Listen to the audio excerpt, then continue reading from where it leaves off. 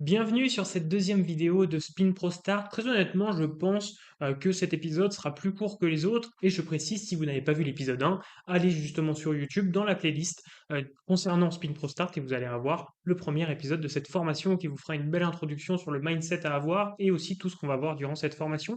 Cet épisode sur le mental est moins important et moins long, même s'il reste indispensable. Déjà, ça va nous permettre de comprendre un peu la variance, le mental qu'il faut avoir et aussi quelques concepts de base sur savoir comment on gagne de l'argent au poker, hein, aussi bêtement que ça. Mais ça me permet aussi de vous aborder le sujet du mental, mais comment? Parce que je veux que vous l'ayez en tête, savoir qu'il va falloir le travailler, que le mental est un vrai sujet dans le poker. Cela n'empêche que c'est pas le sujet numéro un. Si vous avez aucune stratégie, peu importe votre mental, ça ne fonctionnera pas. Que si vous avez une stratégie correcte, etc., après, il y a plein de joueurs qui ont déjà un mental suffisant pour jouer en 1, 2, 5 euros.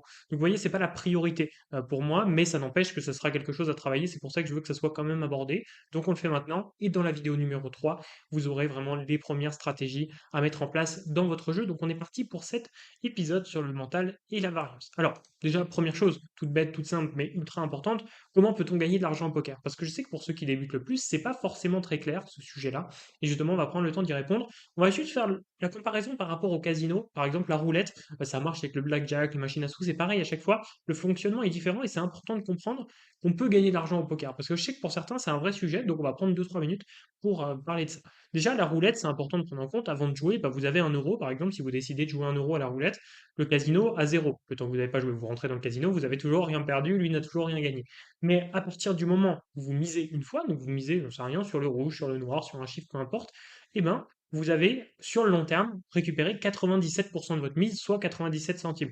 Donc sur le long terme, on parle toujours de long terme, bah, le casino a gagné 3 centimes. Donc peut-être vous avez gagné, peut-être perdu, mais sur le long terme, le casino s'est enrichi et vous appauvrez. Ok. Donc ça, c'est ce qui se passe. Et donc si vous rejouez, bah, vous rejouez, peut-être vous avez gagné 2 euros, vous rejouez vos 2 euros, mais là, 2 euros, vous allez perdre 97% de ces 2 euros-là.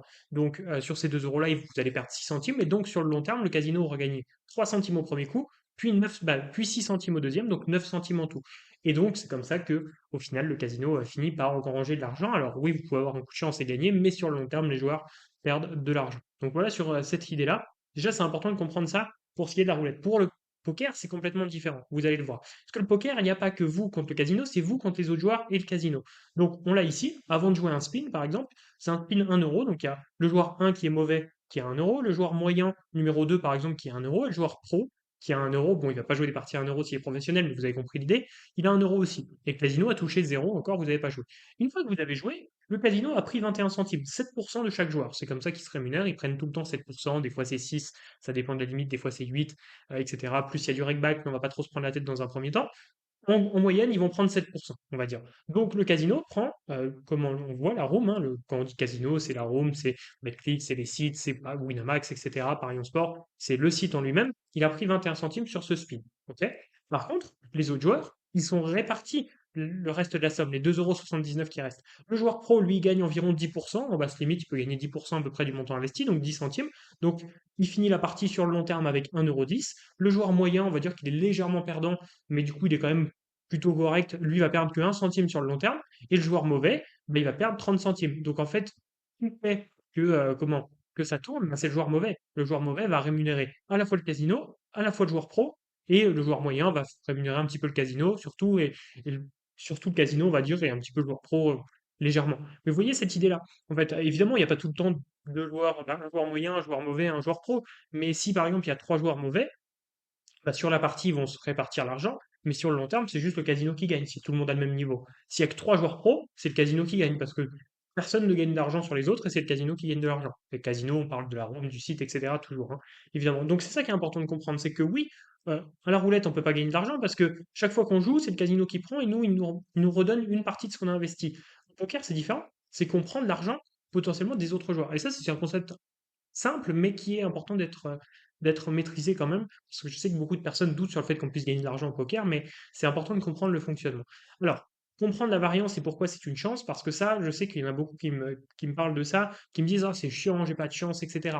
Oui, évidemment, ça fait pas plaisir. Mais déjà, comprenons le terme variance et après, je vais vous expliquer pourquoi c'est cool, justement, qu'il y ait de la variance au poker. Déjà, la variance, c'est les effets de la chance à court terme, hein, qu'ils soient favorables ou défavorables. Si vous avez une variance positive, si vous voulez, ça veut dire que vous auriez dû gagner 1 euro, peut-être, et vous avez gagné 2 euros. Et si vous avez une variance négative, vous auriez dû gagner 1 euro, vous avez perdu 2 euros, par exemple. Bah, c'est négatif par rapport à ce que vous auriez dû. Donc en fait, c'est toutes les fluctuations que vous pouvez avoir à court terme. Et si on voit au poker, bon, bah, évidemment, ça existe. Mais ça existe aussi, par exemple, à la roulette. Si vous jouez le premier coup, vous le perdez, bah, techniquement, vous avez eu une variance négative. Vous avez perdu votre 1 euro, alors que sur le long terme, il devait vous rester 0,97 centimes. Donc, fatalement, 0,97 euros, pardon, donc 97 centimes. Donc, fatalement, si vous avez 0, vous avez eu une variance négative parce que vous n'avez pas eu de chance. Ok. Mais par contre, si vous avez gagné votre coup de roulette et que vous avez fait x2, si vous voulez, bah, vous avez 2 euros au lieu de 0,97. Donc, vous avez eu une variance positive. C'est juste le fait d'avoir de la chance ou pas de chance par rapport à ce que vous auriez dû gagner. C'est vraiment juste ça, la variance, c'est comme ça qu'on peut le comprendre. Et pourquoi c'est une chance? Parce qu'on se dit, ben, non, c'est pas bien. Moi, je préférerais gagner pile ce qu'il faut, et puis qu'il n'y ait pas de soucis, et que je gagne juste à chaque fois, sans variance, et comme ça serait tranquille, il n'y aurait pas besoin de cet aspect mental, et être frustré parce que je perds alors que juste je joue bien, mais j'ai pas de chance. Donc, regardons pourquoi c'est une chance, c'est vraiment important de le comprendre. Parce que simplement, si le meilleur joueur, gagnait à chaque fois, bah, le plus mauvais, il perdrait tout le temps. Évidemment, hein, si le meilleur gagne tout le temps, le plus mauvais, il perd tout le temps. Et donc, si le plus mauvais, il perd tout le temps, bah, il joue plus. Parce qu'évidemment, si un mauvais joueur sait qu'il a aucune chance de gagner, il va pas jouer. Il n'est pas fou. Imaginez, on vous dit, j'ai un deal pour vous, comment vous pouvez miser 1 euro et vous êtes sûr de le perdre à 100%. Est-ce que vous allez miser? Bah non, évidemment. Donc bah là, ça serait pareil. Les gens ne joueraient plus. Et donc, si les joueurs ne jouaient plus, bah, les meilleurs joueurs ne pourraient plus jouer non plus. Évidemment, parce qu'il y aurait personne contre lesquels on pourrait jouer contre. Donc c'est ça qui est important de comprendre, c'est que le fait qu'il y ait de la variance, ça fait que les joueurs récréatifs pensent qu'ils peuvent gagner, ou même savent qu'ils peuvent pas gagner systématiquement, mais s'ils ont un coup de chance, ils peuvent gagner. Et donc, vu qu'il y a ça, cette possibilité-là, c'est ça qui les attire et c'est ça qui fait qu'il y a des joueurs récréatifs contre les joueurs qui sont bons. Et c'est vraiment important de comprendre ça et de se dire, ok, j'ai pas eu de chance aujourd'hui, mais si j'avais, si cet aspect chance n'existait pas au poker, je ne pourrais jamais gagner d'argent sur le long terme. Et ça, c'est super important de l'avoir en tête. Donc, ça permet de relativiser, évidemment, c'est pas le but, c'est pas de tout changer, évidemment, on se dit pas, je vais pas vous dire, vous avez perdu de l'argent parce que vous n'avez pas eu de chance, ouais, trop bien, tu devrais être heureux. C'est pas l'idée. L'idée, c'est juste de se dire, ok, oui, il y a de la variance, mais c'est pas que négatif, ça a aussi du positif, le fait qu'il y ait de la variance, et c'est quand même important. Ensuite, j'aimerais aborder quelques chiffres avec vous à connaître. Un joueur ultra perdant, sur le long terme, il va gagner environ 28% de ses spins.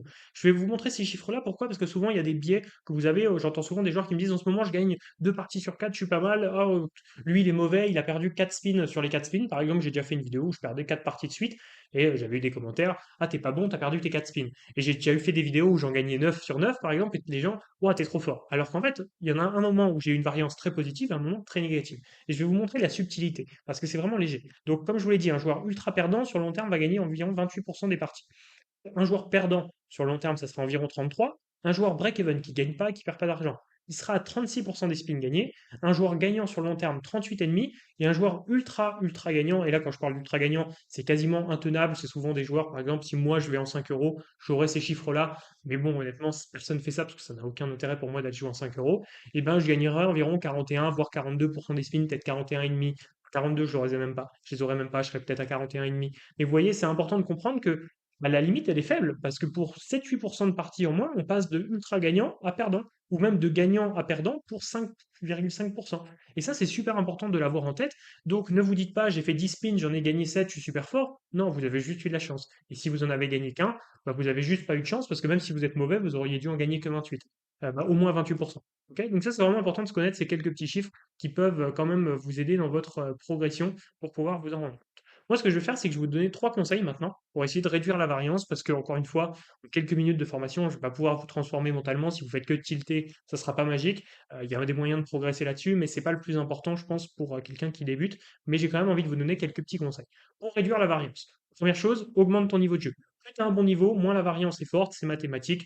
Pour faire très simple, si tu gagnes 1 centime par 1 centime, bah évidemment, ça fluctue énormément. Par contre, si tu gagnes 1 euro par 1 euro, bah évidemment, ta bankroll, elle fait que de monter. Alors oui, ça fluctue, mais autour d'une bankroll qui fait que de monter. Donc, techniquement, si vous voulez, vous allez jamais presque retomber en négatif. C'est pas aussi simple que ça, mais c'est vraiment ça qu'il faut se dire. C'est vous aurez toujours moins de variance, plus vous gagnez par partie. C'est assez mathématique et c'est assez logique sur cet aspect-là, mais c'est important de le dire quand même. Ensuite, le fait de réduire le nombre de tables en simultané, ça va aider parce que vous allez jouer mieux. Donc, si vous jouez mieux, vous avez un meilleur niveau, donc la variance est moins forte. Ok. C'est à chaque fois de toute façon ce débat-là. Par contre, un autre débat qui est un peu l'inverse du conseil précédent, c'est de faire du volume. Parce que sur 100 spins, il y aura toujours de la variance. D'ailleurs, c'est important de le dire, il est plus improbable, entre guillemets, de gagner juste ce qu'il faut par rapport à comment juste gagner soit un peu plus, soit un peu moins.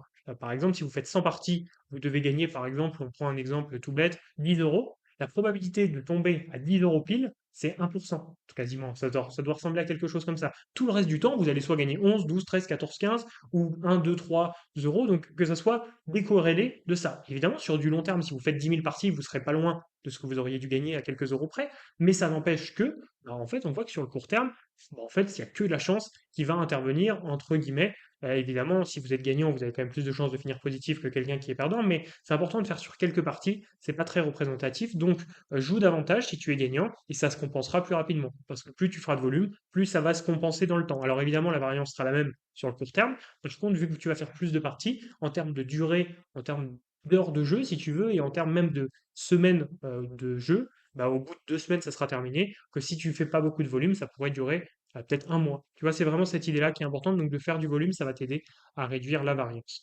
Ensuite, trois conseils pour progresser quand même mentalement. Ça peut te donner des petits conseils, ça peut te permettre de t'aider. Encore une fois, c'est pas magique, hein. De toute façon, le mental, c'est vraiment pas magique. C'est le deuxième conseil. Je pense qu'on peut déjà commencer par celui-ci. L'expérience, c'est 50%, voire plus de 50% du travail du mental, dans le sens où le premier bad run est toujours plus dur que le deuxième. Donc, bad run, c'est quand tu n'as vraiment pas de chance pendant un long moment. Le premier est toujours plus dur que le deuxième est toujours plus dur que le troisième.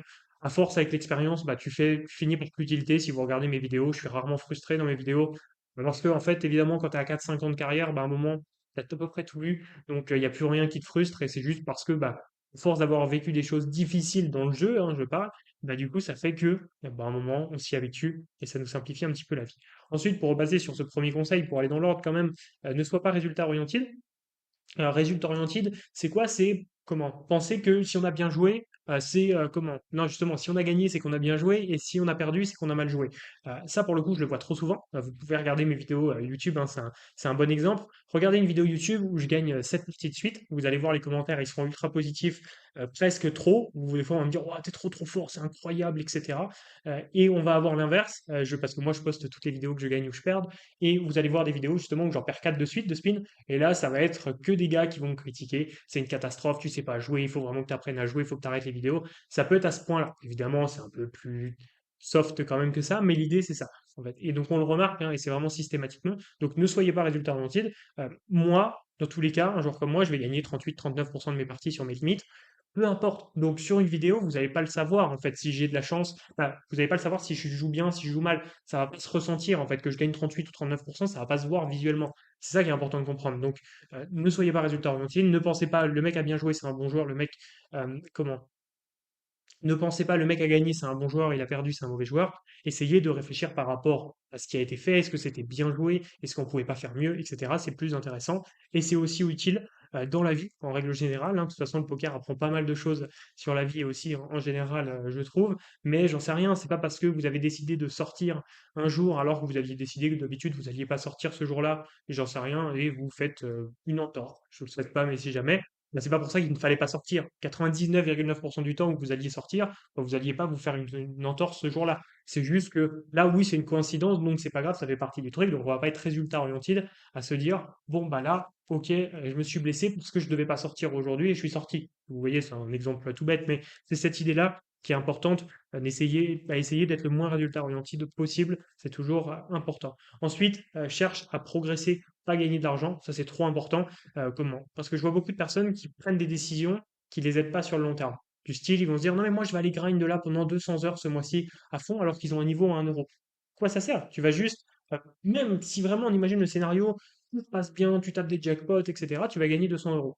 Ça va rien changer à ta vie de gagner 200 euros. C'est une certitude pour tout le monde. Même la personne qui a le plus de difficultés financières, 200 euros, ça changera pas une vie. Ça peut changer un mois, ça peut même changer peut-être 3 mois pour certains, mais ça changera jamais une vie. Et ça, c'est important de le comprendre. Par contre, si tu as la capacité de gagner 200, 300, 500, 1000 euros par mois, là, ça peut changer ta vie. Donc, prends des décisions pour justement changer ta vie et pas changer juste ton quotidien, si tu veux, et ta journée. Ça, c'est vraiment, vraiment super important. Donc, essaye toujours de te dire, OK, m'en fous d'avoir perdu 10 euros aujourd'hui ou d'en gagner 10, ça changera rien. J'essaye plutôt de gagner tant par mois ou tant à l'année. C'est ça qui est beaucoup plus intéressant pour avoir vraiment une vision long terme et c'est ça qui te fera réussir Très clairement, dans le poker, et même je pense dans la vie en règle générale, il vaut mieux prendre les décisions à long terme plutôt qu'à court terme. Ensuite, je n'irai pas plus loin, comme j'ai dit, l'objectif c'est de vous familiariser avec la variance et l'aspect mental. Cependant, dans le cadre de cette formation, c'est pas le plus important. Donc, on va passer à la suite pour mettre en place nos premières stratégies.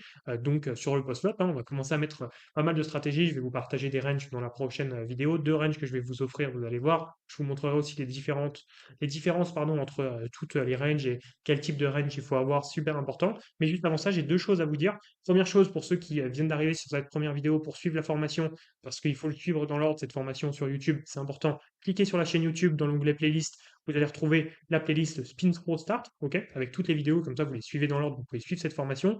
Et aussi, pour ceux qui veulent la suite, allez sur la prochaine vidéo, vous allez la découvrir. Mais ceux qui veulent aller plus vite et progresser, justement, allez sur spinpro.fr, justement, vous allez avoir une vidéo qui vous explique tout ça et on va pouvoir discuter ensemble de votre projet poker, soit avec moi, soit avec un membre de mon équipe. Et justement, on vous aidera à mettre en place tous les éléments pour pouvoir réussir rapidement à atteindre de beaux objectifs au poker de manière très sérieuse si vous êtes prêt à travailler. En tout cas, nous maintenant sur YouTube, on va continuer avec le jeu préflop de manière simplifiée, ok, parce qu'on va pas tout aborder en une demi-heure de formation, mais quand même, je vais vous donner pas mal d'éléments. Et là, la stratégie arrive, donc on est parti. De mon côté, je vous remercie d'avoir suivi cette vidéo. N'hésitez pas à mettre un like et un commentaire pour le soutien, et on se dit à plus dans une prochaine vidéo. C'était Lucas, ciao.